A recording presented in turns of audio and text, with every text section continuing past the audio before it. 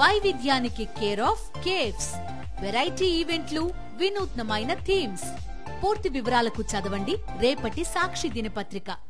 కక్ష సాధింపు చర్యల్లో భాగంగానే చంద్రబాబు శ్రీవారి లడ్డూపై తీవ్ర ఆరోపణలు చేశారంటూ ఫైర్ అయ్యారు మాజీ ఎమ్మెల్యే కన్నబాబు. శ్రీవారికి వాడే నెయ్యిలో అన్ని పరీక్షలు చేసిన తర్వాతనే ప్రసాదాలకు వినియోగించామని తెలిపారు. అనైతిక ఆరోపణలు చేయడం చంద్రబాబుకే చెల్లిందంటూ దుయ్యబట్టారు మాజీ ఎమ్మెల్యే కన్నబాబు.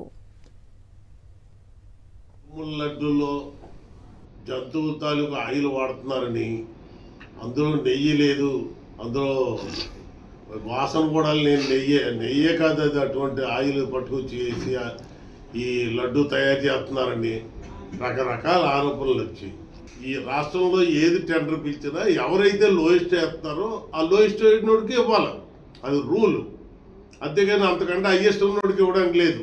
ఇప్పుడు నువ్వు లేదు ఆడికి బాగోదన్నప్పుడు ఆడికి టెండర్ షెడ్యూల్ ఇవ్వకూడదు, అటువంటి వాడికి టెండర్ షెడ్యూల్ ఇవ్వకూడదు. టెండర్ షెడ్యూల్ ఇచ్చిన తర్వాత అందరూ సమానమే, ఇద్దరైనా ముగ్గురైనా ఐదుగురైనా 10 మంది అయినా షెడ్యూల్ ఇష్యూ చేసిన తర్వాత అందరూ సమానమే. వాళ్ళు కూడా క్వాలిఫై అయితేనే వాళ్ళది కూడా శాంపుల్స్ తీసుకుని శాంపుల్స్ బాగున్నాయి అంటేనే వాళ్ళు షెడ్యూల్ ఇవ్వాలి. ఇది అలా కాదు కదా, నిస్వార్థంగా చేసింది, దాని మీద చెక్కింగ్ ఉంది. అది కూడా బెంగళూరు పంపించి ఆ నెయ్యిని కూడా చెక్ చేసేవారు, ల్యాబ్లో చెక్ చేశారు, అన్ని జాగ్రత్తలు తీసుకునే చేశారు.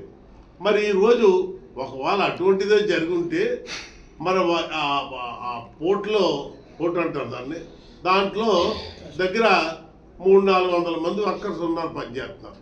ఏ రోజైనా ఈ నెయ్యి బాగోలేదు, ఇది వాసన రావడం లేదు, ఇది డూప్లికేట్లు నెయ్యిలాగా ఉందని ఏ రోజైనా ఎవడైనా కంప్లైంట్ చేశారా? అంటే ఏదో నెపం పెట్టుకుని మరి అన్ని కష్ట సాధింపు చర్యలు దిగి మొదలుపెట్టారు.